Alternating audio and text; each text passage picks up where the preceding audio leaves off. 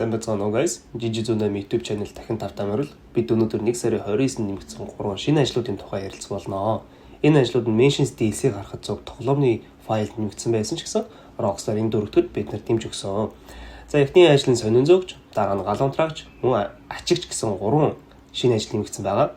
За видео орохоос өмнө би та нарт өөрийнхөө Niobe-г танилцуулах гэсэн юм. Та нарын харж байгаа шиг манай Монголын туугийг би машин дээр тавьсан байгаа. Хэрвээ та нар ч гэсэн тавьмаар бол манай Чтата онлайны crew нэмэгдэж болно шүү. Crew link нь channel description-д байгаа. За одоо манай пэйжийн тухай эдийн секунд сонсчоод ажил руу орцгоё. Чтата онлайн тоглох туртад шинэ машин үйл хөдлөл авах гэтэл мөнгө хөрөхгүй байна уу?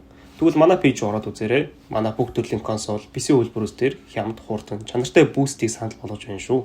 Өдөржин гэрийн сууж байснаас манайхаас хямдхан буст аваад хүссэн бүхтээ аваарай. Хэрэгтэй бүх линкүүд description-д байгаа шүү. Энэ нэгэн шинэ хууль ёсны ажил нь сонин хүргэлт юм. Los Angeles Meteor нэртэй хэвлэлийн газрын хажууд ирээд Цэнхэр маркетээ зогсонгод хайрцагтай моцикл өгч хот даяар 10 хаягаар сонин тарих ажлыг эхэлнэ. Чухал сануулга. Бид хичнээн тал Los Angeles-ыг эзэлдэж ажил хийхин тулд заавал CEO болоод MCC болсоо гарах хэрэгтэй байдаг шүү. Ажил нь маш энгийн. Очоод хаалганы ойролцоо сонин шидэн дараагийн хаяг руу явнаа. Ингэж 10 удаа хийх хэрэгтэй. Хүрэлт бүрийн дараа хугацаа нэмэгдэхэд бол цагийг нэг тоох хэрэггүй. Энэ Acid Lab acid зарах механиктэй адилхан ч гэсэн тийм заавал хайрцаг онох хэрэгтэй байсан. Энд илүү амархан хаалганы ойролцоо шидэд тооцогддог. Байшингийн ардаас шийд хамаагүй юм байлээ шүү. Моцигд нь хурдан, жолоодох дэвтэйхэн, арын дуудар явбал илүү хурдан болдог шүү. Бизэний мапистэй бол харьцуулах ямар ч хэрэггүй. Энэ сонин хүрэхэд давхар урамшуулалтай үед $2500 өгнө. Ингээд ойролцоогоор 5 минут зарцуулж 10 сая тараагаад $52,000 болсон. Ингээд бол 36,000 гэсэн үг. Эдгээр 52,000-аас нь 25 сонин өрүүлтээс 17 хоног хурдны урамшуул, 10,000 брендинг бонус юм. Энэ бонус нь тухайн хэвлэлийн моциклоор бүх сониныг тараасан тохиолдолд өгдөг шүү. Ер нь бол даалгавар эхлүүлэхэд моциклоос бууж жишээ нь опрессороор тарааж болно. Гэхдээ энэ хурдан ч гэсэн илүү ашиг багтай. Дараагийн ажил нь галс сөнөөгч юм. Бид маркет дээр ирээд ор зогсод галын машин болон галс сөнөөгчийг утас өгнө. Нэг ээлжинд 5 дуудлага гүйцэтгэх боломжтой. Харин 5 ээлжийг бүрэн дуусгал өөрөөр хэлбэл 25 дуудлага биелүүлбэл нэмэлт шаналт өгнө шүү. Энэ 7 хоног давхар урамшуул идэвхтэй байгаа тул нэг даалгаварт $15,000 өгч байгаа. Ингийн үед 7,500 авч болно. Даалгаврыг удаан гүйцэтгэх тусам шаналлын мөнгө багасдаг. Даалгаврууд нь нэлээд олон төрөлтэй шүү. Эхний даалгавар нь аюултай дүүрэж шат байсан 3 машиныг унтраах байв. Хурдан унтраагаад $15,000 авч шууд дараагийн даалгавар өгсөн. Эдгээр дуудлагыг дуусгахын тулд F-ийн удаан дарж барих эсвэл утсан дээр SMS-ээр цуцалж болно. Хоёр дахь даалгавар нь хийн алдагдал байлаа. Нийлдээ цистернийг хаах хэрэгтэй байсан. Хэрэв баггүйгээр хийн бүст орвол эрүүл мэндэд ажмар багсан шүү. Тиймээс хувцастай хамтардаг маскыг заавал өмсөх хэрэгтэй.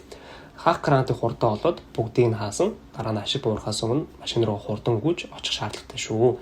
Ингээд $15,000 авлаа. 3 дахь даалгавар руу явцгаая. 3 дахь дуудлага маань дээврээс муурыг буулгах байв. Хамгийн хөөрхөн даалгавар байлаа. Дээвэр дээр яаж гарахаа бодох хэрэгтэй. Тойроод яваад үзвэл барилгын хажуу тавинаас шат байгаа. Тэрүүгээр дээшээ гарнаа. Хэрвээ танд опрессор эсвэл нестер байгаа бол тэрүүгээр дээш гарах боломжтой байх. Муур нь үндэ зүгээр л 50 унтаад хинж түүнийг зовоохгүй байгаасаа гэж хүссэн болтой. Гэтэ түүнийг олж чадсан шүү. Муурыг авчаад доошоо шууд өсөрчихгүй яах вэ гэж бодож байтал катсин эхлээд эзэнт нь муурыг нь гардуулав. Хэдэн секунд дээврээс нь үсрээд даварсан муурыг нь алаад эзэнт нь өгчих юм уу яах вэ гэж эсрэг гайхаж зэргэлцсэн шүү.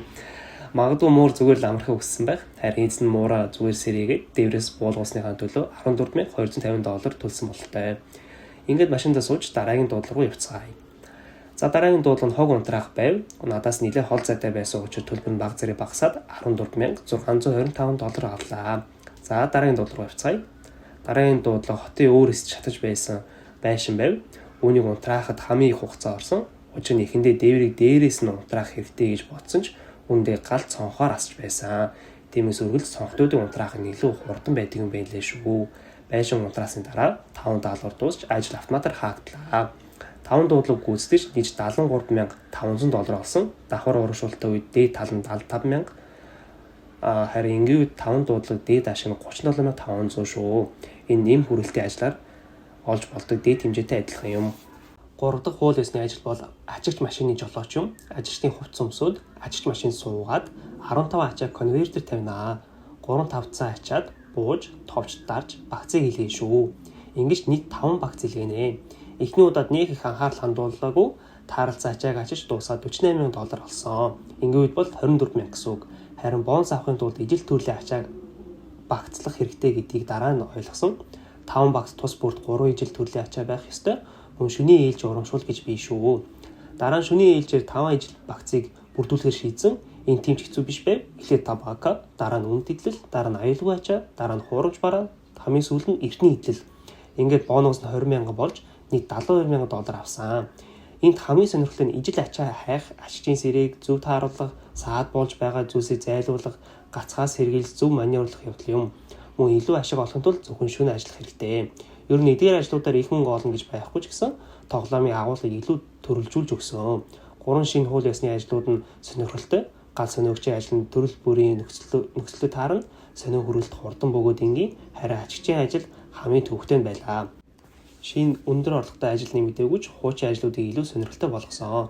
Харин ачигчийн ажил нь би лав дахиж хизээж хийхгүй байх. Хитрхи их сэрээгээ онохгүй төвөгтэй санагдсан шүү. Ингээд миний хувьд энэ хүрээ дууслаа. Та бүхэнтэй Жижиг Цунами админ байлаа. Дараа дахин уулзъя. Баяртай.